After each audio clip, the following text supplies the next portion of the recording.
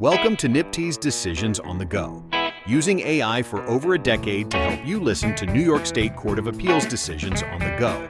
After the podcast, visit www.nipt.com/law to read the full decision. In People v. Brazeal, Jurel, number 45, order modified by striking the box 28 search condition from defendant's probationary term and, as so modified, affirmed. Chief Judge Wilson and Judges Rivera, Cannataro, and Halligan concur. Judge Halligan, in an opinion in which Chief Judge Wilson and Judge Cannataro concur, and Judge Rivera in a separate concurring opinion. Judge Troutman dissents and votes to affirm in an opinion in which Judges Garcia and Singas concur. Decided June 23, 2026. In People v. Lora, number 46, order affirmed. Opinion by Judge Halligan. Judges Garcia, Singas, Cannataro, and Troutman concur. Judge Rivera dissents in an opinion, in which Chief Judge Wilson concurs. Decided June 23, 2026. Halligan.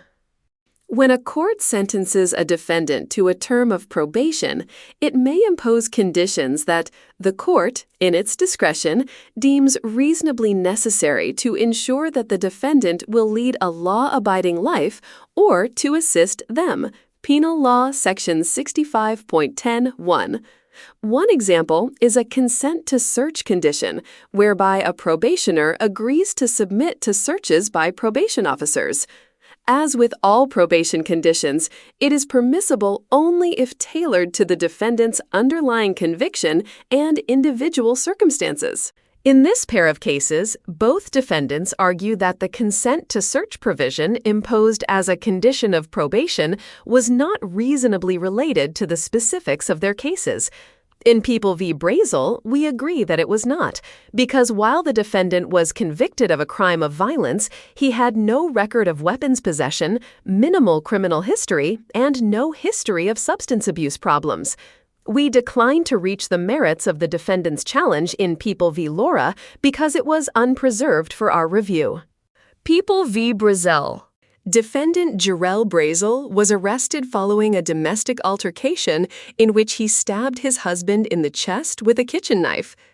He was indicted on charges of attempted murder in the second degree, assault in the first degree, assault in the second degree, assault in the third degree, and criminal possession of a weapon in the fourth degree.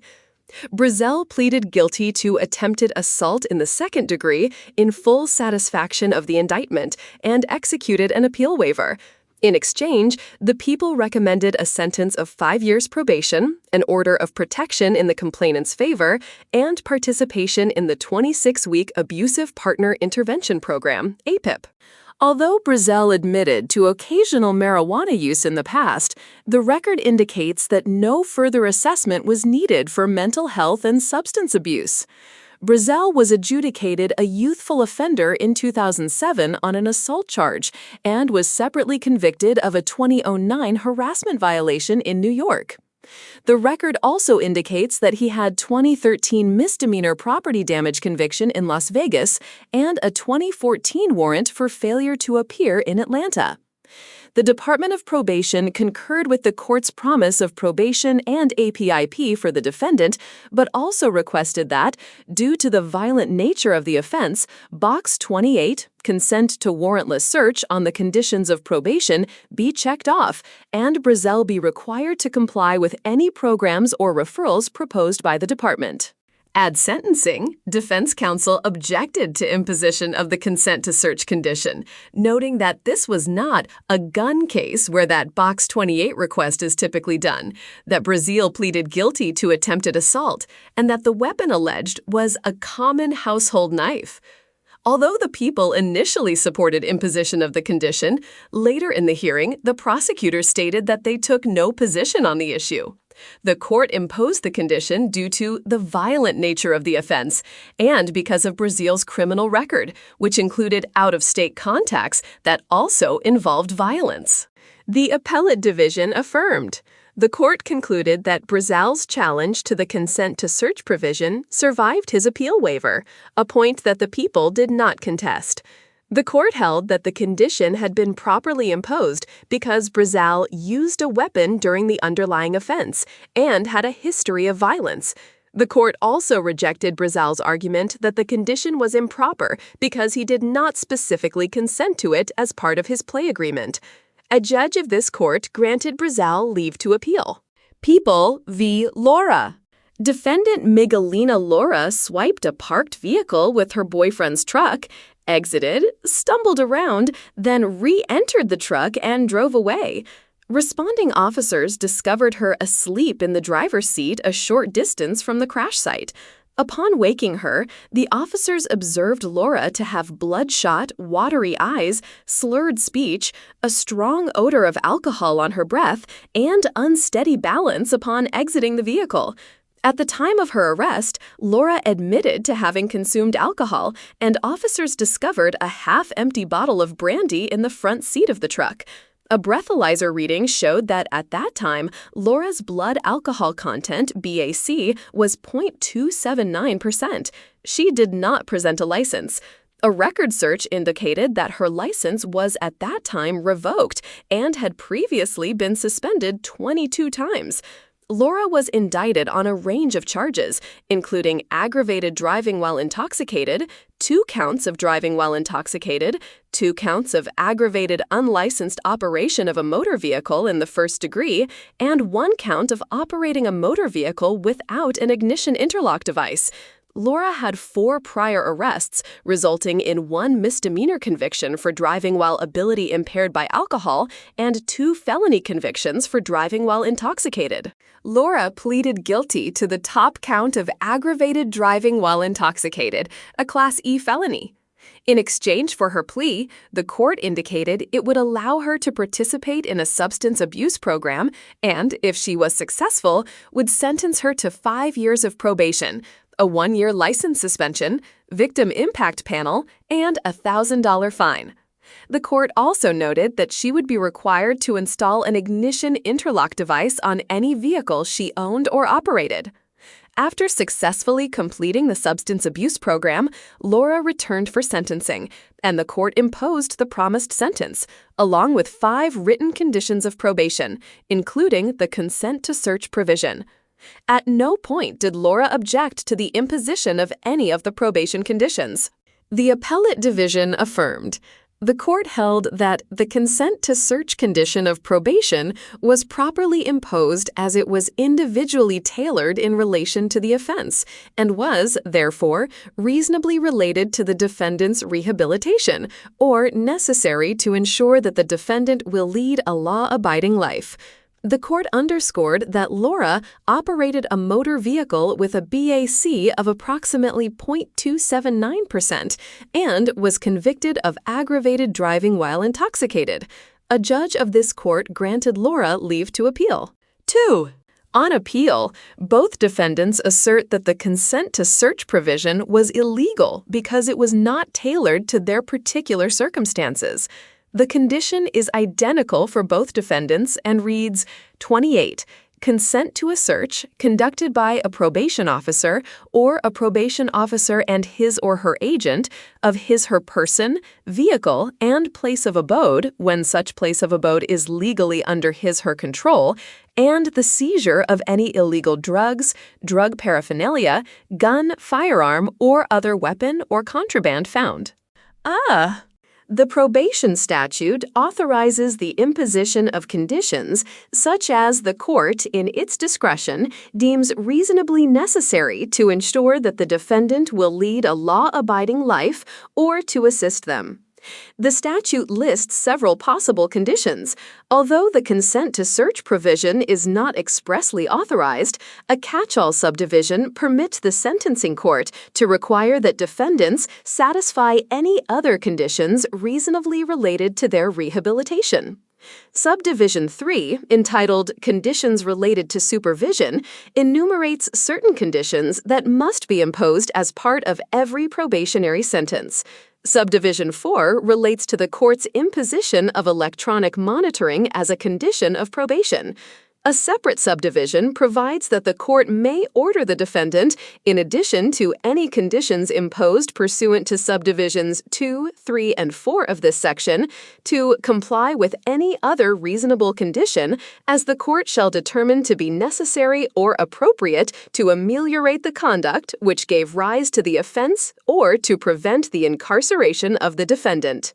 As we explained in People v. Letterloff, the overriding purpose of imposing a sentence of probation in lieu of other punishment is to rehabilitate.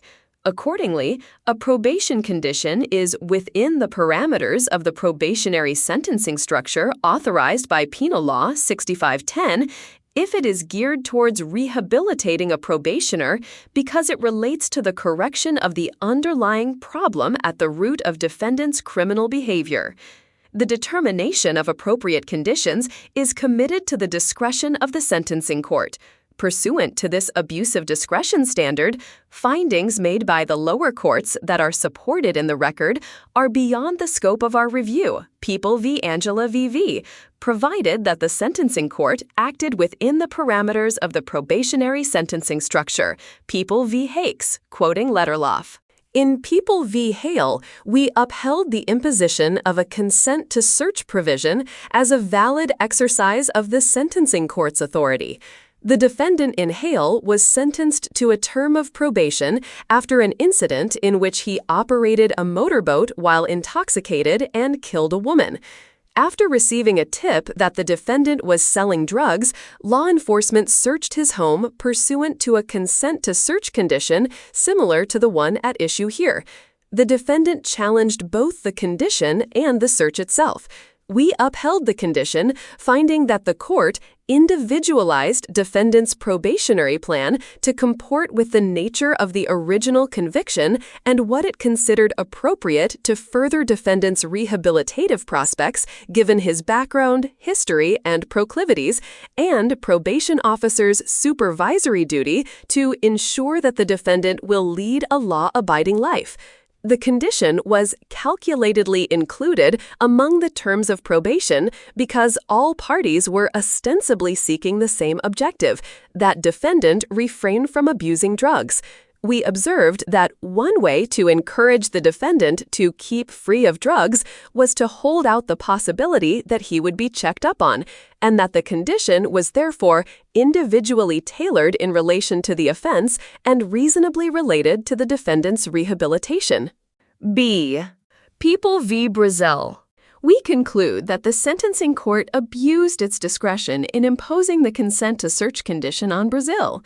Although his conviction was for a crime of violence, at no point was Brazeal shown to otherwise possess firearms or illegal weapons, and the knife used in his crime was an ordinary kitchen knife. The appellate division referenced his history of violence, but that characterization overstates the defendant's relatively remote criminal history. He had a previous conviction for property destruction in Las Vegas, a harassment conviction with physical contact in the Bronx, and a youthful offender adjudication for assault in Yonkers, the most recent of which was almost a decade before the present offense. The 2007 youthful offender adjudication is the only other incident that references the use of an unspecified weapon/instrument, and only the 2007 and 2009 proceedings included assault charges. None of Brazeal's arrests in Georgia resulted in further prosecution apart from an outstanding warrant for failure to appear. Aside from these facts, the record reflects no basis for the imposition of the condition. Brazeal has not been assessed as being in need of alcohol or substance abuse treatment. The people concede that substance abuse is not implicated in his case, and his admission of occasional marijuana use in the past does not support further supervision. On this record, the sentencing court abused its discretion by imposing a condition that was not individually tailored in relation to the offense or to Brazeal's rehabilitation. Hail. Accordingly, we do not reach Brazeal's remaining challenges to the condition. C. People v. Lora. Because she did not object to the consent to search condition before the sentencing court, Lora's statutory and constitutional challenges are unpreserved for our review. FN 4. Our jurisdiction is limited to questions of law, and we have long maintained that, absent certain limited exceptions, a reviewable question of law exists only if it was presented to the trial court in the first instance, People v. Cabrera. Thus, as a general matter, contentions which were not raised at trial may not be considered for the first time on appeal, People v. Thomas. See also CPL 470.052. This rule gives the parties an essential opportunity to probe relevant factual and legal issues, thereby ensuring that the record before this court reflects a full airing of the points that bear upon an ultimate merits determination, Cabrera. It also helps preserve limited judicial resources and avoid untoward delay in the resolution of criminal proceedings by giving the trial court an opportunity to correct any error at a time when the issue can be dealt with most effectively. People v. Lopez. There is, however, a narrow exception to the preservation rule where a court exceeds its powers and imposes a sentence that is illegal in a respect that is readily discernible from the trial record. People v. Nevis, quoting People v. Sams. We have described such challenges as implicating the essential nature of the right to be sentenced as provided by law. People v. Fuller, quoting People v. Craig. See also letter log. Admittedly, this formulation is susceptible of a capacious interpretation, but a broad application of the illegal sentence exception could conceivably extend to almost any error in a sentencing proceeding and swallow the preservation rule. We have thus emphasized that not all claims arising during a sentencing proceeding fall within the exception, Nevis, notwithstanding that they might be construed as going to the legality of a sentence. See People v. Callahan, rejecting the label defendant assigned to his appellate claim in invoking the illegal sentence exception because the gist of the argument fell outside its parameters. A review of our precedent indicates we have excused the preservation requirement for challenges to the fundamental sentencing power of the trial court, where the illegality of a sentence can readily be discerned from the trial record, People v. Pena. In such cases, additional factual development by the court of first instance is unnecessary to decide a challenge on appeal. That was the case in People v. Fuller, in which the sentencing court violated the applicable statute by delegating the power to fix the conditions of restitution to the probation department. Similarly, we have dispensed with preservation when defendants assert that a court imposed a multiple felony offender sentence or consecutive sentences in contravention of the relevant statutes. See People v. Saab. Defendant asserted that consecutive sentencing was not statutorily authorized because the accusatory instrument did not indicate that the convictions were the result of separate criminal transactions. People v. Morse, defendants argued that sentencing courts exceeded their power when their predicate convictions predated the statute classifying the underlying crimes as violent felonies. People v. Santiago, defendant argued that he was too young at the time of his prior conviction for it to qualify as a predicate offense under New York law. People v. Sams, defendant's sentence as a second violent felony offender was unauthorized because he had not been sentenced on the predicate offense before committing the crimes underlying the conviction at issue. Conversely, we have required preservation when the gravamen of the defendant's argument is that the imposed sentence is impermissible in the circumstances of that particular case. Challenges to the court's procedures, evidentiary disputes, and claims that rely on documents or facts not otherwise developed in the record must be preserved. Nieves, citing People v. Horn, challenge to the amount of restitution. See also People v. Smith, challenge concerning whether a predicate offense was equivalent to a New York felony. People v. Oliver, challenge to the manner in which a persistent felony offender hearing was conducted. Callahan, requiring preservation of a claim that was addressed merely to the adequacy of the procedures the court used to arrive at its sentencing determination. We have also held that preservation is required for a claim that a particular sentence constitutes cruel and unusual punishment. See Pena, People v. Ingram.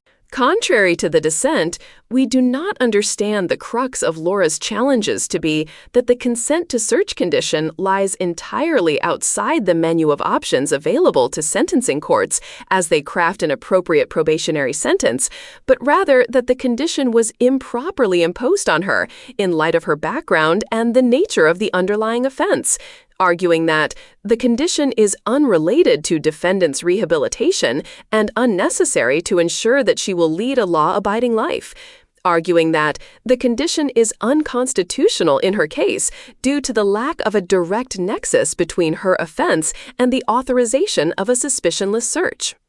Her arguments thus fall into the class of claims that should be subject to preservation in order to allow the parties to probe relevant factual and legal issues, Cabrera, and to give the lower court an opportunity to address the claim at a time when the issue can be dealt with most effectively, Lopez. Preservation is especially important in this context because the imposition of probation conditions is committed to the discretion of the trial court, and indeed, we have identified no circumstances where this court has excused preservation for a challenge to a trial court's discretionary ruling. Had Lora made a timely objection, the parties would have had a chance to develop arguments about the propriety of this specific condition, and the sentencing court could have explained why it found the condition appropriate or adjusted the terms of her probation, both of which might well have facilitated appellate review of her claims. The dissent's conclusion that the condition is impermissible as to weapons but not alcohol or drugs underscores this point. Lora, like Brazeal, does not ask us to selectively edit the standard probation condition in this manner. Had she done so below, however, the court could have considered whether to tailor the condition at a time when the issue could have been dealt with most effectively, Lopez. Should Lora ever be subject to a search, she retains the ability to challenge its reasonableness. See Hale. Our prior cases that considered unpreserved challenges to probation conditions under Penal Law 65.10 do not counsel a different result. In Letterloch, we held that the sentencing court exceeded its statutory power in requiring a defendant to affix a sign stating "convicted DWI" to his license plate because the condition was punitive and deterrent in nature, not rehabilitative. Nothing in our determination rested on the specific circumstances of the defendant's background or the underlying offense. In People v. Hakes, we entertained an unpreserved challenge to a requirement that the defendant bear the cost of electronic monitoring that turned on whether the statute permitted imposition of such a condition on probationers. These cases present contentions that a sentencing court lacked authority under Penal Law 65.10 to impose a specific condition at all, not that the condition was unwarranted given the circumstances of a particular defendant. Accordingly, in Brazeal, the order of the appellate division should be modified by striking the Box 28 search condition from the defendant's probationary term and, as so modified, affirmed. In Lora, the order of the appellate division should be affirmed. Decided on June 23, 2026.